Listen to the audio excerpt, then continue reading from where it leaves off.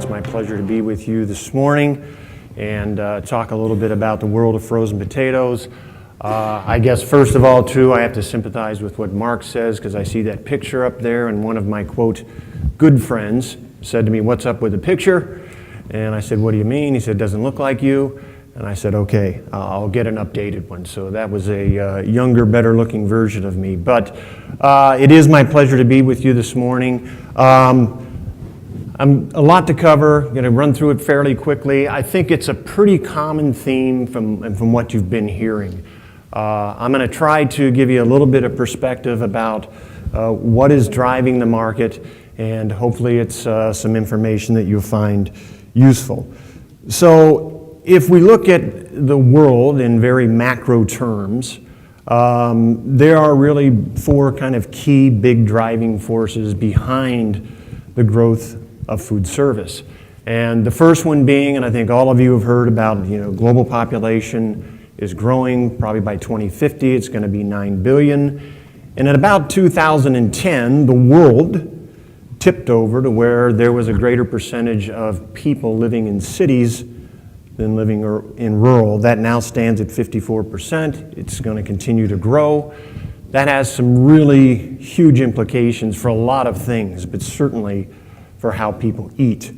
And with some stops and starts, crisis, choppiness, that will drive GDP growth in this rising middle class. And we've all seen things that happen in the world that make us think that it's a very scary place out there. But we think the long-term trajectory, that will continue.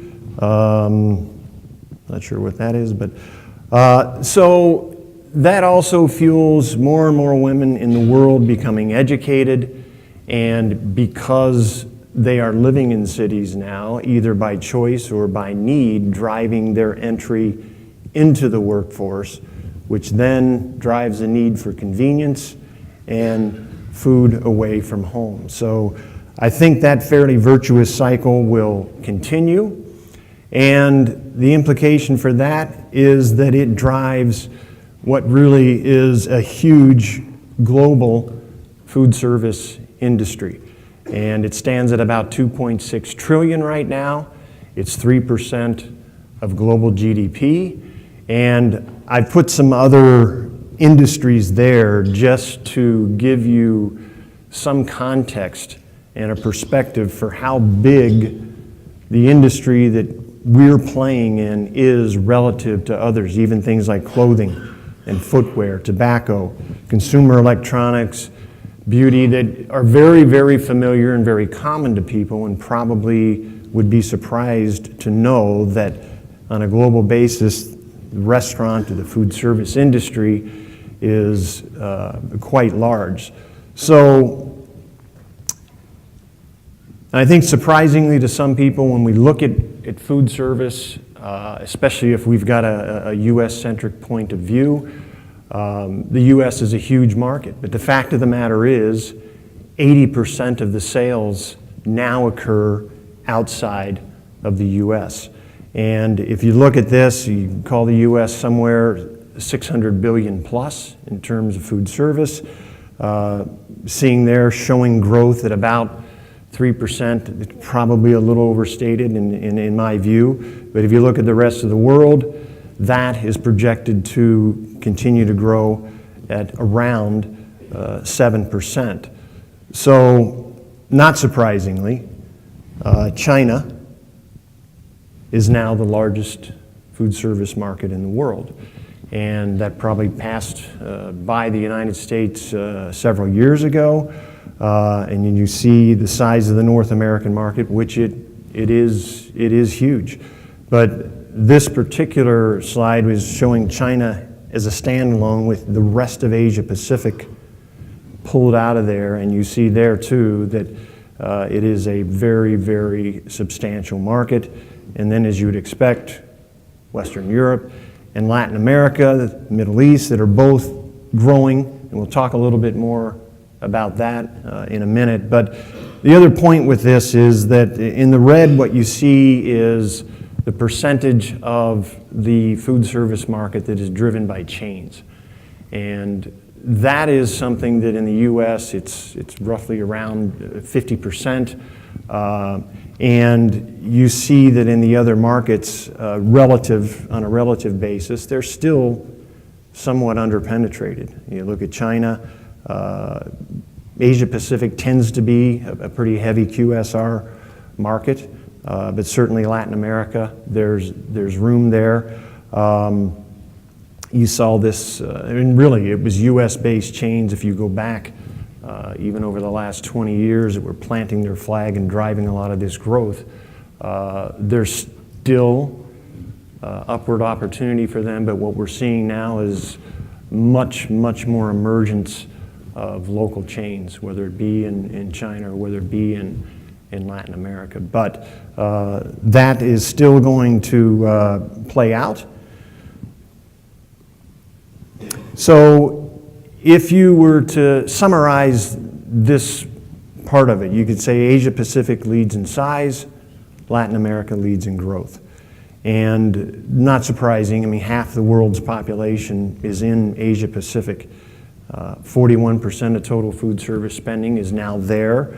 And on the chart, the bar there is representing all of Asia Pacific, and you can see just in terms of size how large it is. But the graph line there showing the percentage of growth that Latin America has a huge still upside opportunity and is growing rapidly, as is the Middle East.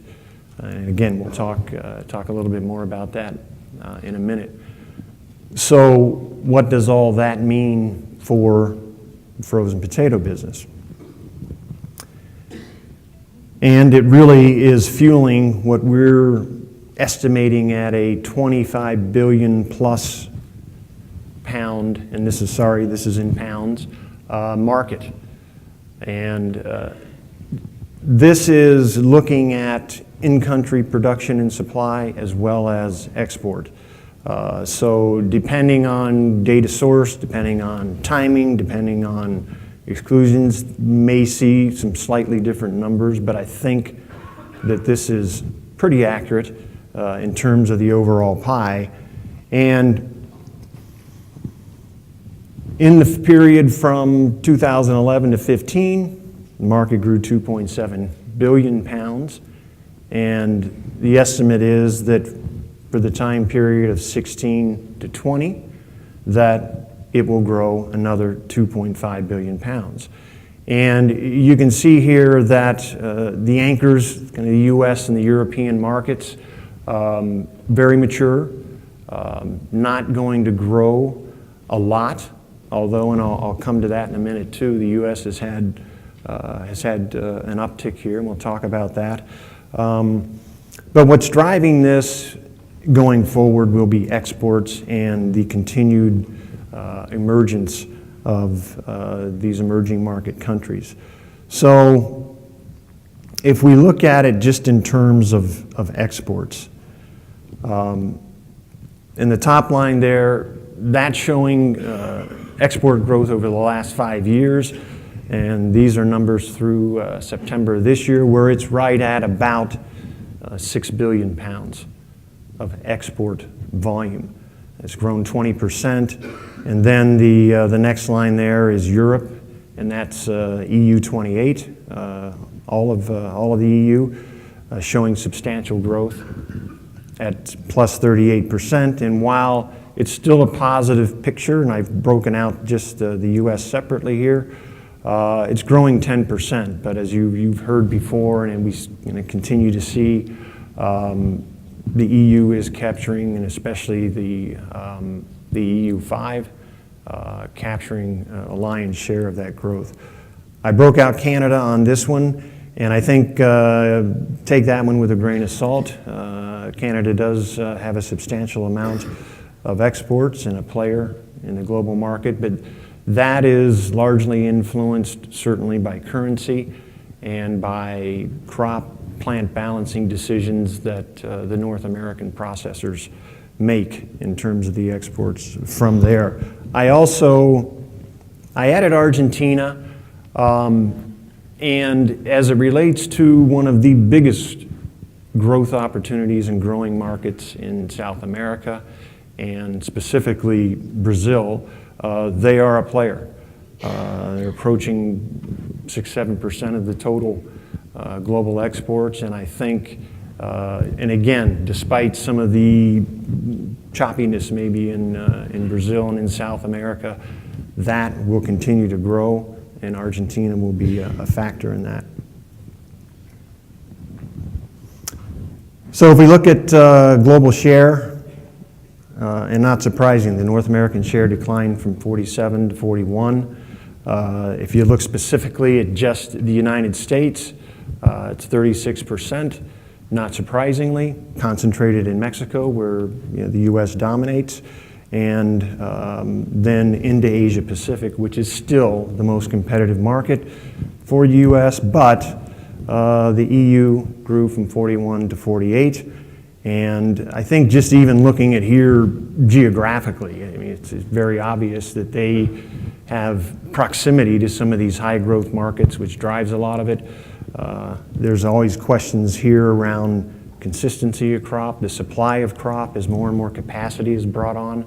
I'll kind of leave that because I think Cedric's going to comment on that.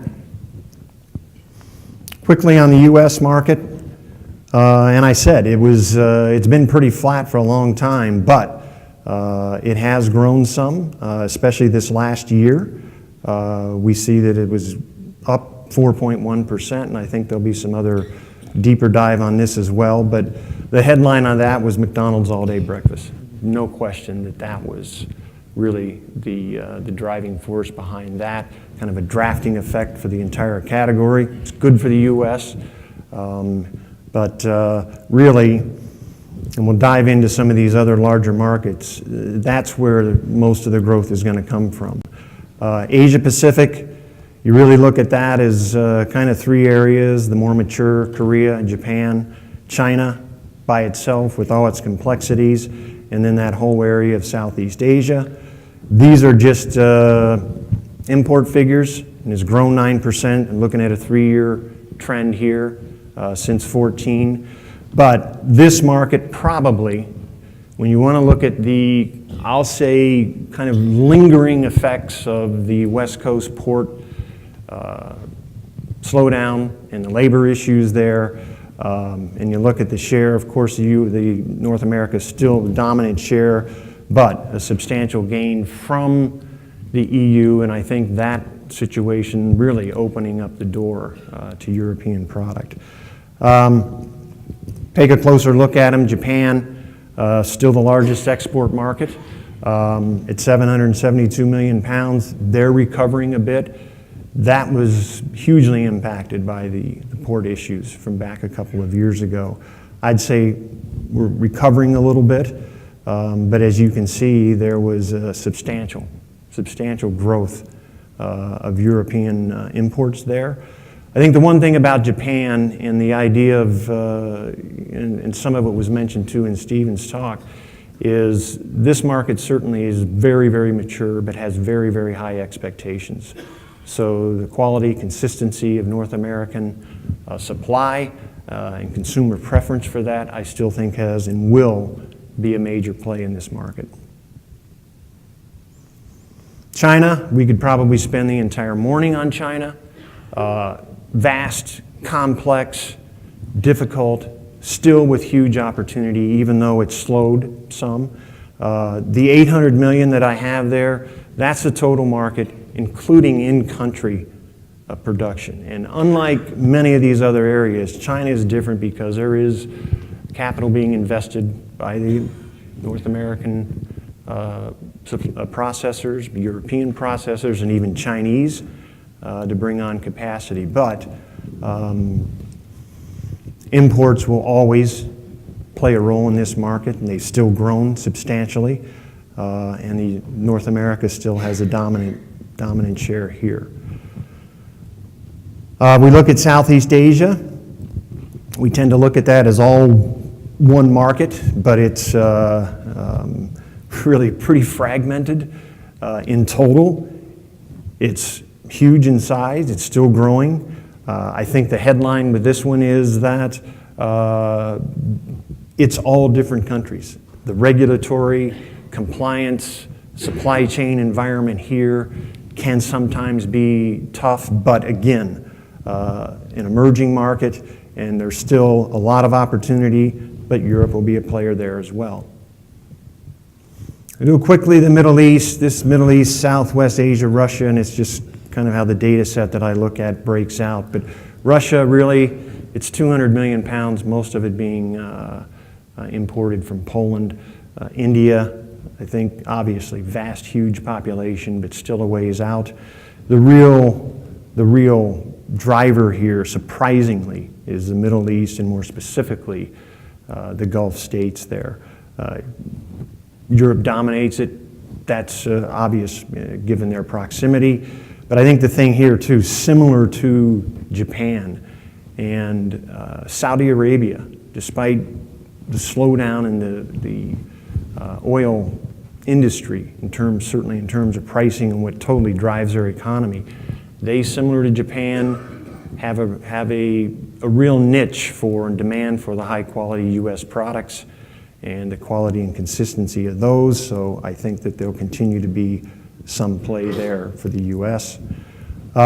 Switch over to the other side of the world. I've mentioned Latin America and Brazil a couple of times, and really this breaks down into three distinct markets. Mexico, dominated by the U.S. We've got Central America and the Caribbean, which brings in some of the maritime Canadian players as well as Europe, and then South America, Brazil, very much dominated by the EU. But as I said earlier, Argentina is a player here, and they'll continue to be, especially in South America. If we look specifically at Brazil, and again, a huge market, lots of potential. They have had, obviously, their issues here of late. The economy has slowed down. Politically, there's challenges there. They're in the process of impeaching their president. And again, I think that that's something that it's going to be there. I don't think those challenges ever go away, but the long-term trajectory is that it'll continue to grow. For North America, it's just simply proximity. It's almost counterintuitive. You would think we'll be very competitive going there in this side of the hemisphere, but the freight costs from the EU are just something that we cannot compete with here because we're coming down the west coast through the Panama Canal onto the other side to those Brazilian ports. So it makes it very difficult for North American suppliers to be competitive there, and that as it stands is very much driven by the EU, and as time goes on, more and more so by Argentina. So, and we got about a minute here to really summarize, and I think what you heard from Stephen, and you'll probably hear from many others, all of this has an umbrella of these challenges and risk and complexity that comes with global business. And certainly lately, we've had some very big changes. We've got a new administration coming in. As Stephen mentioned too, the dollar has strengthened considerably. That has some real impacts in terms of decisions made around exporting. And then I think it's unknown at this point. I mean, we don't know. There's rhetoric and there's talk about kind of changing a global mindset that's held for quite some time about free trade and movement of goods. Are we going to get into protectionist policy, tariffs and trade wars? To be determined. But I think all of that uncertainty is just something that kind of comes with the territory. You got to manage it. You got to mitigate it to the best of your ability. But given that, I think the long-term outlook and the trajectory for the frozen market is one that is still very positive. So again, I will be at the AmFac booth this afternoon at 1 o'clock. So on any of this, that's a pretty pretty fast run through, but if you have any questions and would like to talk further, then I'll be available at 1. Thank you very much.